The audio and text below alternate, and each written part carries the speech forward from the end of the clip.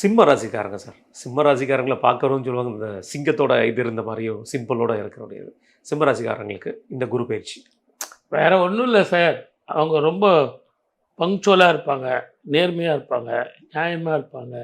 நான் கரெக்டாக இருக்கேன், நீங்களும் கரெக்டாக இருங்க அப்படின்னு. வேறு ஒன்றும் கிடையாது. ஆமாம்.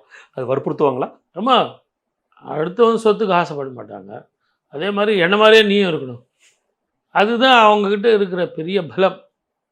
அதுதான் பலவீனம். அந்த அன்புக்காகவும் பாசத்துக்காகவும் உறவுக்காகவும் நட்புக்காகவும் எவ்வளோ சொத்து சுகத்தெல்லாம் இழுப்பாங்க. இவங்களால நிறைய பேர் பிழைக்க முடியும். ஆனால் இவங்களுக்கு இப்போ என்ன அப்படின்னா, கடந்த 2.5 வருஷமாக கண்டகச்சனி, இப்போ அஷ்டம சனி. இந்த அஷ்டமத்தில் என்ன அப்படின்னா, நம்பிக்கை துரோகங்கள் ஜாஸ்தி. மிக கவனமாக இருக்கணும்.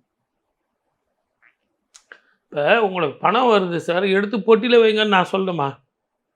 நான் உங்களுக்கு ஒரு 100 ரூபா கொடுக்குறேன், அதை நீங்கள் எடுத்து பர்ஸில் தான் வைப்பீங்க. சார் பத்திரமா வச்சுங்க அப்படி நான் சொல்லணும்? கண்டிப்பாக இல்லை. ஸோ எங்கே வைக்கணும் தெரியணும். ஆனால் நீங்கள் ஜாக்கிரதையாக இருக்கணும் சார். ஆரோக்கியமாக இருக்கணும், நேர்மையாக இருக்கணும், நியாயமாக இருக்கணும், கவனமாக இருக்கணும், விட்டு கொடுத்து போங்க சார் அப்படின்னு சொல்கிறது என் கடமை. அப்போ நீங்கள் என்ன பண்ணுங்க, ஏதோ அவர் பெரியவர் சொல்லியிருக்காருப்பா, கொஞ்சம் விட்டு கொடுத்து போவோம்ப்பா, எதுக்கு இந்த பங்க்சுவாலிட்டிலாம் பேசிட்டு, சரி விடு. பார்ட்னர்ஷிப்பில் கவனமாக இருக்கணும். 7ஆம் வீட்டில் வந்து உங்களுக்கு ராகு, சின்னத்தில் கேது, அவர் மாற போகிறார், குரு மாறுறார், குரு அதிச்சாரமாக உங்கள் வீட்டுக்கே வரப்போகிறார். ஜென்மராமர் வனத்திலேன்னு எல்லாரும் இந்த பழமொழி சொல்லி சொல்லி ஒரு வழி பண்ணிட்டு இருப்பாங்க. ஆனால் 5, 7, 9 பார்வையை பார்க்குறார். குருவுக்கு வந்து சூப்பராக இருக்கும்.